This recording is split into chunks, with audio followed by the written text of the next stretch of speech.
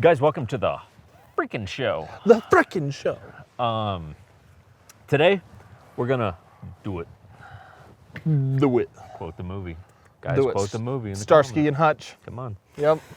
Do it. Do it. Today Come on, we're do gonna do it with Primary Arms. So they're back for round 3 on the show today, and we're gonna talk about it. Before we get into it, let's just hit some quick things here. Shooting Surplus bringing you this freaking video today. The code 1911. Not spelled out, everyone, in case that was ever unclear. The number 1911, fella. Good job on. You need the numbers 1911. 1911. Not okay? N-I-N-T. No spaces. Yeah. Just 1911. Make it simple. It's going to save you 5% off the website there. We can't link it below because that's just the way the internet world works these days. But go to Shooting Surplus 1911. Save you some cash on some really good stuff. They carry some great stuff there, and I've recently bought some stuff there myself. So we need Elon to buy YouTube. Oh man, how great would that be? So anyway, there's that 223 for this video, provided by US Brass House. Do appreciate those guys' support. Thank you, boys. That is US Brass House. We will have it linked below. There are 2 codes: the number 1911 and the word Syndicate, which is not as hard to spell as some people want to make it. Why is that so difficult? I don't know. I don't know. For folks like you that went to the worst ranked school district. And I know how to spell it. Yeah, we have the worst education in the whole country, and I can spell Syndicate. Right. So step your game up, everyone. But go check them out for ammo. It'll save you some cash off of that. Let's jump into it. So let's start talking relationship with Primary Arms. So they sent out this optic. What happened was we did a review on actually an SLX 1X micro prism a while back. They had no idea we were doing it, and we chatted after that. They sent us a couple things that we could do reviews on or fuck around with or do whatever with. And so this is actually their 3rd time on the channel. We also did their ACSS reticle, Hollow Sun 507. And currently, at the time of this video, Primary Arms is 2 for 2 on the channel. 2 for 2. And much to my surprise, I would tell you.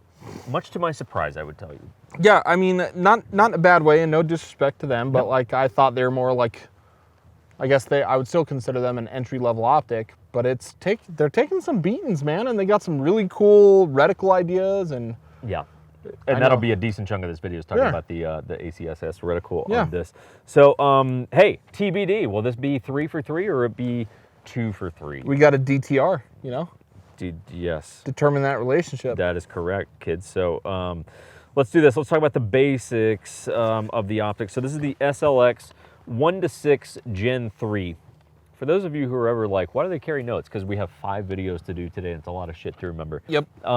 This is a second focal plane, which means the reticle stays the exact same size, the entire magnification range, right?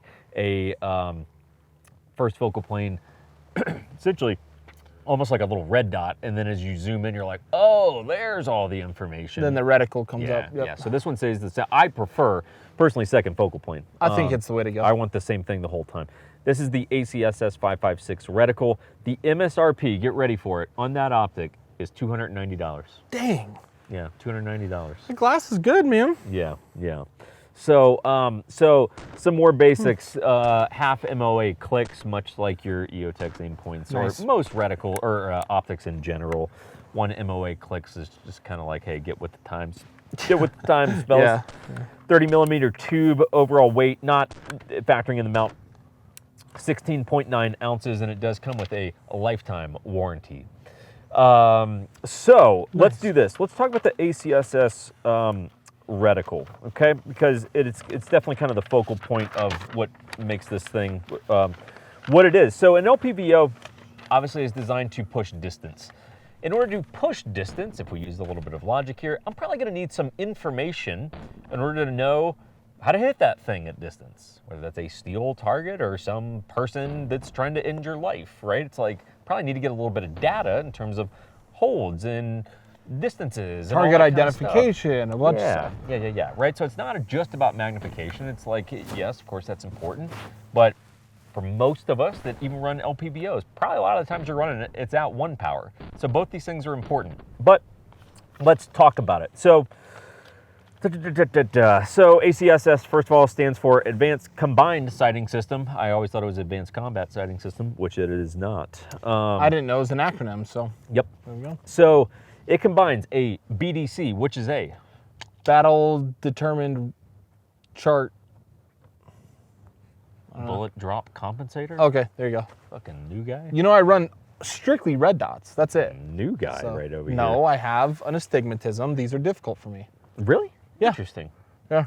So do I, and it's not. Huh, that's interesting. Yep. Huh, okay. That's it. Well, that or I'm just an idiot, which that's probably it. Well, you're from Phoenix, so. Correct. So it has a BDC, a bullet drop compensator, everyone. It has a ranging tool to help you identify what distance this target is at. I did see that on the right. Yeah, and another one too. It has 2 different systems, and I'm gonna walk you through the reticle and have you understand it as I explain it, because it's pretty simple actually. It also has wind holds built in, and it also have moving target leads. Okay, Huh. so there's a lot going on here when you think about it. It is very much in my, even though sure you could just shoot, you know, steel or whatever, like it really is designed as a more combat oriented optic in my opinion. Just moving target leads, you know, shit like that starts to make sense. So it does need to be zeroed at 100 meters. Okay, so just know that. And in order to use all of those tools, you need to be at 6 power. Okay. Okay. So you don't need to worry about doing that for what I'm about to walk you through, but But just that also know. makes sense, right? Like if we're doing up close, you just use what's in there, put the sight on target, Yeah. press the trigger to the rear. Exactly. You're gonna need all that other stuff for distance. Yep, correct. So kind of, you know, glance through that as I'm walking you through things. And we'll show you a image here of the reticle from their site, right? But let's talk about the BDC, the bullet drop compensator first. Okay. So the horseshoe that you see I see it. is for fast target acquisition. Okay. So that's what, close target, I would say, I don't know, call it 25 and in, throw that horseshoe on the target and send it. I'd be comfortable with that. Okay, like it's a combat accuracy, not precision. The tip of the chevron, right? The chevron that is there, Just the tip. just the tip of it is your 100 meter zero. Okay, so that should be your zero mark for 100. The bottom of the chevron, right? If you drew a line across the bottom Okay. of the little triangle there of the chevron, that is your hold at 200. Okay. Really? Yeah. So the chevron actually has 2 holds in it. The tip is 100. The bottom of the chevron is 200. The bottom of the horseshoe, if you drew a line across the bottom of the horseshoe, that's your hold at 300. 3. Beyond that, all the lines that correspond are going to be 4, 5, 6, 7. And we have numbers on 4, 6, and 8. Yeah, so 400 through 800. Yeah, sorry. Yep. So that is your bullet drop compensator, right? Perfect. Of course, you have to be perfectly zeroed at 100 in order to have, you know, your BDC hold that. Makes sense. The ranging tool. So you got two different ways that you can range a target, either vertically or horizontally. I'll tell you what I mean. So vertically. Oh, I see it. Okay, so if you look at the tool that's to the right side of the reticle, Yep. right? So that is going to be your vertical ranging. So here's what you would do. It's based on a target that's 5'10", which is, you know, ballpark statistical average. Average American. Right? Technically, I think it's a little taller, but No, I think that's right. Really, I thought it was like 5'9" or something like that. Nah, but, you short bitches. yeah, whatever. I'm 5'10" and a half. For No, you any aren't. of the ladies, what 5'10" and a half? Okay, it's not. You are a spiritable. liar. Ask any doctor that knows me; they will all tell you 5'10" and a half. Oh, really? Okay, ask a physician. Call one up. Be like, you know the Syndicate guy? How tall? 5'10" and a half. They're gonna no. No, fuck you. That's true. So it's Hit based my on a nose target right there with the scope. that's 5'10". Well, don't do that. With the magnification all the way up, so what you do is you place the target on the bottom line. Pretend like the bottom line of that ranging tool is the floor, right? Okay. Or their foot, right? And then basically, hey, wherever they line up within that ranging tool, that's how far they are away. With shoulder width. Not the width doesn't matter. I'm going to get to width. It's just a vertical ranging tool. So I it's just based on understand. their height, okay? If you're going to, which I think makes sense. Does it make sense as you're looking at it? Yep. Okay, cool, right? And obviously you guys are hopefully seeing a reticle now. If you want to range them horizontally, let's say, for example, shit, that guy there that, you know, I'm behind enemy lines, he's prone or seated or something, right? Like he's in a seated position and I can't see how vertically tall he is. Well, cool. Then we need to be able to horizontally range him, which is what you're going to use the BDC for, okay? So the hash marks on the BDC, see how they're kind of like different widths? They're different widths, yeah. So that is for shoulder to shoulder ranging. 4 is wider. Yeah, right? Then as we go down, 5, which is just a dot, but we know it's 5, shortens a little bit. 6, even shorter width. 7, which is just a dot. And 8 with a dot is the smallest width. Right, because that would be the shoulder width, which is like 18 inches of an average man. And so, hey, look, if someone, so essentially you get to take your pick. Let's say a target was, let's say that the camera was ranging me, but I'm turned this way. Cool, well, you gotta go vertical because you can't see the width. Correct. Or let's say right now you're ranging me and I'm seated. Cool, well, you gotta go shoulder width.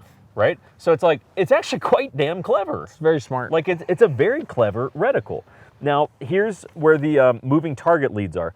So outside of the horseshoe, right? So if you look at the horseshoe, just outside, the outside ring, like the outer edge of the horseshoe, is a moving target lead for 3.1 miles per hour, which is like a walk. That's a walk. Okay. Right? Think about it, right? 3 miles an hour, cool. 20 minutes a mile, that's a walk. Yeah. That's just a walking pace. Good math. Right? Money. And if you look through that, the big black dots that are on that are like very apparent to the left and right, that's 8.6 mile per hour moving targets, which is a run. Now, is this only zoomed all the way in? Yeah, zoomed all the way in to get accurate reads on that. Okay. So those black dots, 8.6 mile per hour moving target leads, which is a run, right? Like that's someone who is running at that point. Or, I mean, depending on the animal and what kind of, I mean, when we saw this pack of fucking antelopes out here today, they were going faster than 8.6. They were hauling ass. I could have been like, bop, bop, bop, bop, bop. Send it, but you probably would have had a malfunction somewhere while doing that. Damn, throwing that Sorry. shade. Cold, my bad. Sorry, everyone, moving on. The wind holds.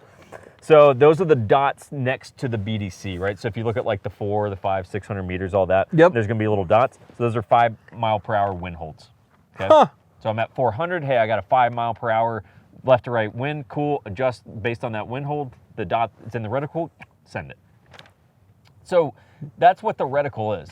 And I gotta admit, I think it's really clever. I think it's a great design because it's pretty intuitive. Once you understand that, which is nothing complicated, nothing I said is based on grids, because some optics, man, holy shit. Like, I mean, this is massively complex. And if you don't train it all the time, zero shot of you intuitively 6 months later picking up your rifle and knowing exactly what you're looking at. Unless you're just like, you know, I mean, really like an amazing precision shooter. John Wick, you know? Yeah. You know, but especially for guys like us, or even some of you that may watch this and you're like, look, I bounce around between EOTechs and aim points and LPVOs, and I bounce all over the place, and I need something that is pretty intuitive when I do pick up an LPVO. I think it's a very intuitive system. Yeah. Like, you know? There has been a couple of videos I've seen recently where like reticles are getting too complicated and people are complaining. I agree. Well, hold on. Because like some people who like the horse reticle or like, what's the tree one? The Tremor 3. Yeah. Tremor 3 reticle. Again, I don't shoot a lot of magnified optics, but the Tremor 3 reticle would say that that's less complicated than this. Really? Well, and again, this is just arguments that I've heard. Fair enough. To me, if the more data you can get, if this is accurate, why not have it, man? Yeah. I mean... And Dimitri, the dude who does all the primary arms reticles and everything, who has a... doesn't he have like a ton of patents on him? I think he has the most reticle patents, like, in period. But don't quote me on that. I'm pretty sure that's true, though. But anyway, very well thought out. And I've had a couple calls with him just asking about optics and, you know, all that kind of stuff. Yeah, but all that checks out. It's a very smart system. Absolutely. Talk about the scope mount real quick. It's also from Primary Arms. It is the PLX cantilever mount, 30 millimeter, 1.5 inch, $250. So all in that system between $290, $250 is $540, which is outstanding. Yep. Outstanding. Good price. So give you some just kind of opinion pieces on me on my end. iBox is very forgiving. It is a very forgiving eye box. It's one of my biggest complaints about LPVOs and well, magnified. your stock's all the way in, which for you as a big guy would be. I know, but still, like eye box, I'm good here. Perfect is right there. Yep. So I mean, that's my biggest complaint with magnified optics is that eye box. So Yeah. it's very generous on this. I've been running a lot more LPVOs lately, and you really do start to have no lag between red dots in that. Yeah. Like I'm getting pretty close where it's pretty seamless. And you the- fucking suck, so Yeah. it's So good. if I can do it, imagine what a good shooter can do. Right. You know, imagine what Lucas could do. So the brightness, it has a bunch of different brightness settings. The daytime bright, turn it up to the daytime bright because I haven't. I don't know. Crank it all the way up. You definitely can see it, but I don't know if it's We're at 11. We took it all the way to 11, boys. all the It's good. 10, 9, nope. So yeah. 11's a max. Mm-hmm. And you can still kind of. Oh, it's very good. Yeah, so you're fine. So and this is, guys, a very bright day in a very brown desert. My T2 is turned to max today, Yeah. and that's getting the job done. Yeah, but so like it really is a daytime bright reticle, especially given that like I mean it is bright as shit out here today. So the glass clarity, in my opinion, is pretty damn good. for someone that doesn't shoot magnified optics, it looks just fine to me. And I'm kind of in the camp too of like I don't really care that much when people are like, "There's a slight blue tint," and I'm like, I don't know why that matters I with see people. what you're talking about, but so. Like, is this just a flex? Is that all it is? Oh, you can see the blue? Glass clarity? Like, is that just flexing on people? It's not a true 1 power. That would maybe be my only observation in the con category. Like, if you're at 1, you go, look, there's going to be the slightest of magnifications when you bring it up to the point that it impacts you. Probably not, in my opinion, but like, there's going to be a ever so slight magnification when you bring it up on 1 power. Doesn't really make much of a difference to me. I would say this. I think that this is a great optic if you are someone who, for you, let's take you for example, who you're like, look, I run red dots, that's what I do. But you're like, I'd like to try out LPVOs and see what they're like. But I don't know that I want to drop $3,000 on a Schmidt and Bender or something. Because I did. I bought a Night Force NX8 when they first came out. Yeah. They're 1 to 8. Took a bucked oil class, and the whole time he was like, dude, like, I don't know what's going on. You cannot get this down. And I'm like, Buck, you're fucking telling me, dude. Yeah. And I sold the thing immediately. Yeah. And I don't want to touch them now. Yeah. But this, and we shot with this and stuff. It's not bad. Well, I look at it like this. It's a really nice place to get your feet wet. Yes. Where it's like, hey, I'm interested in this, but I don't know that I want to fully commit to like a couple grand setup. Yeah. Like, yo, it's $500. Yeah. And it's 100%. First of all, I actually think it's good regardless of price. That's just my opinion. But especially at the price point, it's phenomenal. Yeah. But as an entry point for someone to go, let me see if I like LPVOs. Ding, ding, ding. Like I would 100% get that. Like, I would endorse that too. that's my 2 cents. Okay. So that's just me. Sort of final thoughts. Here's what I like about Primary Arms right now. If you haven't gotten the gist, Primary Arms is now 3 for 3 on the channel, everyone. Yeah. Yep. And you would imagine some Hat of you who are conspiratorial in nature would be like, these guys are getting paid out the ass by Primary I Arms. fucking wish, man. There's kind of a part of me that would like to. I haven't made any money doing this. So Yeah, I mean, you made a couple bucks, but all right. neither of us are. I got a $40 check the other day. Yeah, neither of us are retiring, to say the least. But I was going to say, what I like about that, no, we're not being paid by Primary Arms. We've gotten a couple free optics from them, like, who gives a shit at the end of the day, Not in an ungrateful way. Don't think that the wrong way. Yeah, but the cost that we've put into this, free optics do not. Yeah, I'm saying the offset production that. cost Exactly. of videos is 5 times what the optic is. So anyway, what I like about Primary Arms right now is that they're trying and they're engaged. Because if you look at a lot of legacy brands, That